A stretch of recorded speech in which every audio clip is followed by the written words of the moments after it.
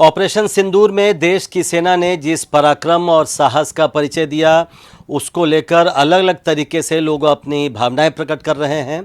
हमारे साथ हैं बीजेपी के सांसद और प्रसिद्ध गायक मनोज तिवारी, जिन्होंने एक गाना डेडिकेट किया है, गाना तैयार किया है ऑपरेशन सिंदूर को लेकर। हम उनसे पूछते हैं कि आखिर ये उनके दिमाग में आया कैसे।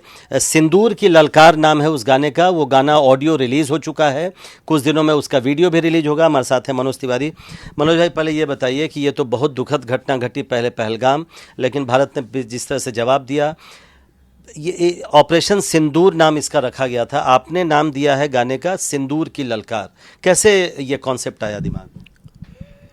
कॉन्सेप्ट में तो हमारे कई साथी हैं जी। बक्सी जी, हमारी पत्नी सुरभि और हमारे और फ्रेंड्स हैं।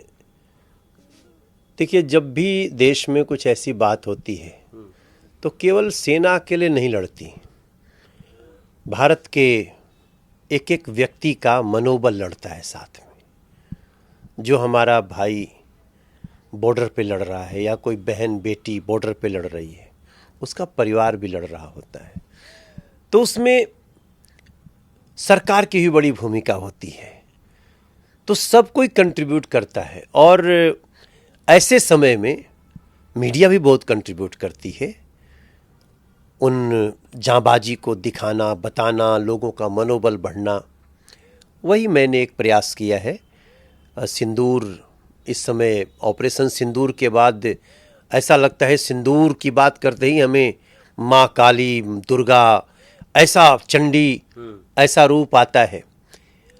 वैसे तो फौज हमारी लगभग 51 लाख की सैनिकों की, अलग अलग फौजी लोग, अर्धसैनिक बल और भी जो अलग अलग बल बने हुए हैं, लेकिन गायकों की अपनी भूमिका होती है।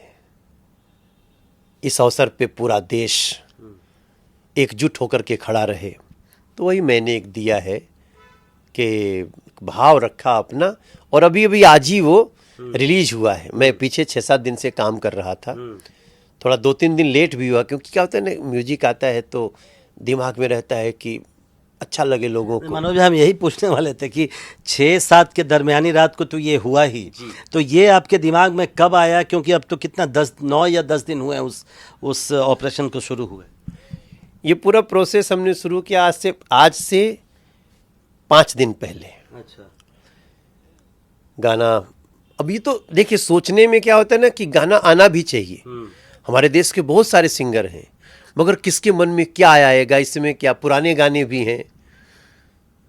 लेकिन हमने सोचा, एक लाइन आई मेरे दिमाग में कि 30 लाख सैनिक के पीछे केवल फौजी और अर्धसैनिक बल, 30 लाख सैनिक के पीछे 150 करोड़ हिंदुस्तानी नाप देंगे, चाहेंगे जब दुश्मन में है कितनी पानी।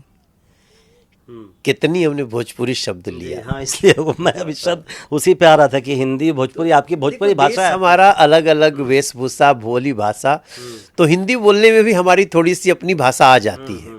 बंगाल का भाई बहन बोलेगा तो उसमें आ जाएगा। अब हमको कितनी नाप देंगे जब चाहेंगे, दुश्मन में है कितनी पानी, दुश्मन में है कितनी पानी। निशानी देख लो है ये निशानी।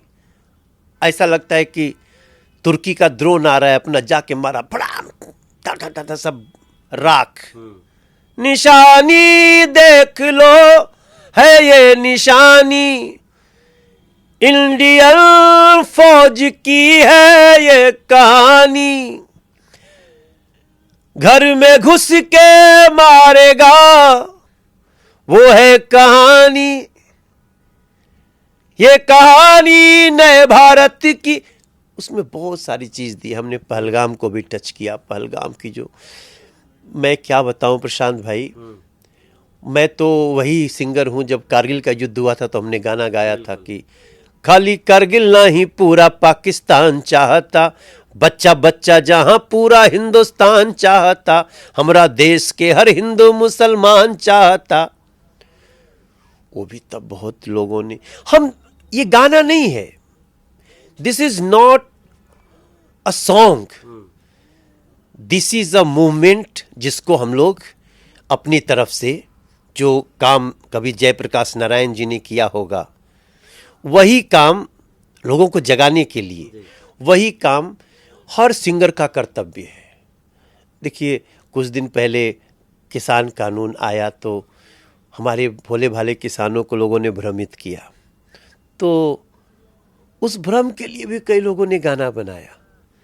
मगर ये देश के लिए समय है। मनोज क्या, एवरी सिंगर, हर सिंगर को कुछ न कुछ बनाना चाहिए, और उसकी एक मैंने पहल की है। ऑपरेशन का जो नाम है ऑपरेशन सिंदूर जी, उससे भी एक छवि उभरती है सबकी।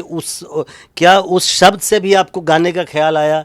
चूंकि उसका एक बहुत मीनिंग है इस बार, जिस मीनिंग है मेरा, और गाने में ना, मेरा गाना इसका एक अंतरा है कि प्रण है सिंदूर से, रण है सिंदूर तक। तो जो लाइन उसमें आज आप सुनेंगे ना, तो चूंकि लिखा भी हमने है, कंपोज भी हमने किया।